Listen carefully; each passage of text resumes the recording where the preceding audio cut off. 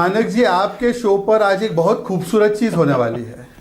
मैं अपने बड़े भाई और मेरे प्रिय मित्र सुरेंद्र राजपूत जी की बात को एंडोर्स करते हुए, क्योंकि उन्होंने इंसानियत की बात की, तो इंसानियत के तकाजे को एंडोर्स करते हुए जब एक बीएलओ को झारखंड के बोला जाता है इरफान अंसारी के द्वारा कि ये घर पे आए तो बंधक बना लेना, जब महतो जी को मुल्ला थ्रेटन करके बोलता है तेरे घर को उजाड़ देंगे, और वो मुल्ला बंगाल में टीएमसी का कार्यकर्ता है, उसके ऊपर अमानवीय किस प्रकार से महतो जी पर किया जाता है व्यवहार, उसके ऊपर अनीश जॉर्ज जिस प्रकार से बीएलओ आत्महत्या करते क्योंकि कांग्रेस का आरोप है कि लेफ्ट के लोगों ने उस पर दबाव डाला, और जिस प्रकार से जी बर्मन जो डिस्ट्रिक्ट चेयरमैन है टीएमसी के कूच बिहार में, वो सरेआम धमकी देते हैं कि हाथ पैर तोड़ देंगे बीएलओ के अगर एक भी नाम काटा तो मैं सुरेंद्र राजपूत जो सोनिया गांधी, राहुल गांधी, प्रियंका वाड्रा और किसी भी कांग्रेस के नेता को नहीं टहलाते, ये इंसानियत के यहां पे सबसे बड़े ब्रांड एम्बेसडर,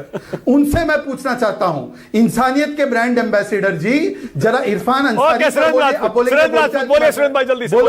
बोलिए। मैं दो बातें बड़ी स्पष्ट कहता हूं, हालांकि शहजाद जी खामखा इस समय सत्ताधारी दल के क्या नाम अधिनायकवादी प्रवक्ता की तरीके से सूरज की तरफ मुंह करके थूक रहे हैं, तो आप ही के मुंह पर गिरेगा।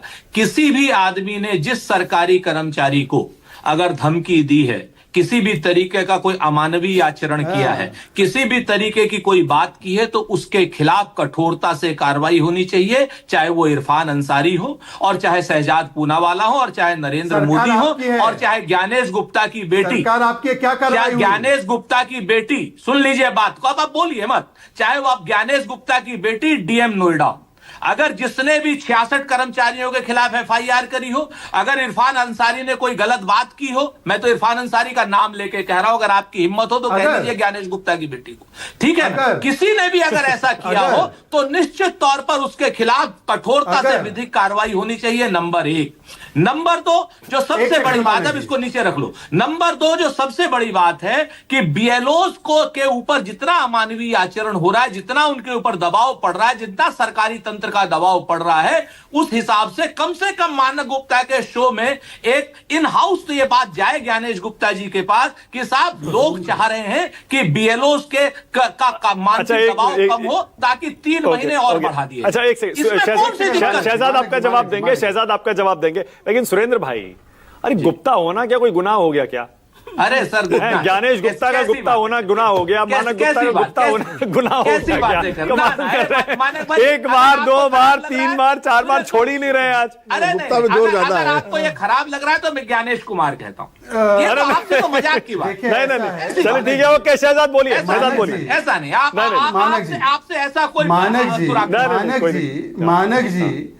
मानक जी, आपका चैनल मुझे लगता है कि सबसे ज्यादा अगर कोई इसको सोशल मीडिया में कंज्यूम करता है, आपका चैनल, आपका 5 बजे का शो है। मानक जी, आपके शो पर आकर अगर एक कोई कानूनी प्रक्रिया को, सुनिए ना मेरी बात, अरे भाई ऐसा है, आपको सुरेंद्र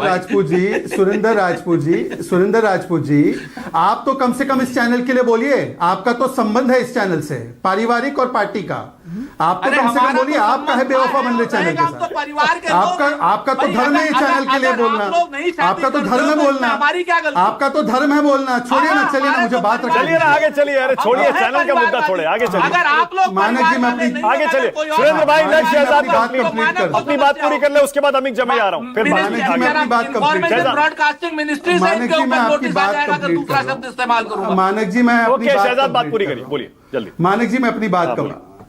मानक जी, मैं तो कहता हूं कि अगर कोई प्रशासन, मानक जी, अगर कोई प्रशासन का अधिकारी कोई कार्रवाई करता है जो आपको पसंद नहीं, आपके पास पूरी छूट है आंबेडकर जी के संविधान में, उसको चैलेंज करवाइए। आपके यहाँ अभिषेक मनु सिंघवी से लेकर कपिल सिब्बल आतंकवादियों के केस लड़ते हैं, ये तो केस लड़ ही सकते हैं, पर इरफान अंसारी ने जो बयान दिया उस पर अभी तक क्या कार्रवाई हुई? दो मानक जी, ये तरीका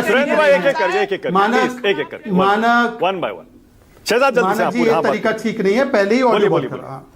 मानक जी, 2 दिन से ज्यादा हो चुके हैं इरफान अंसारी का ये खतरनाक बयान आया है। मातो जी को मुल्ला ने जिस प्रकार की धमकी दी है उसका बयान सामने है, उस पर एफआईआर हुई है। उसके बाद हमने देखा है कि जी बर्मन का बयान सामने आया है। फिराद हकीम बोलते हैं हाथ पैर तोड़ना है इलेक्शन कमीशन। ठीक है, ओके, ऑलराइट, अमिक जामी को लाइए, बोलते आग लगानी है। अमिक जामी।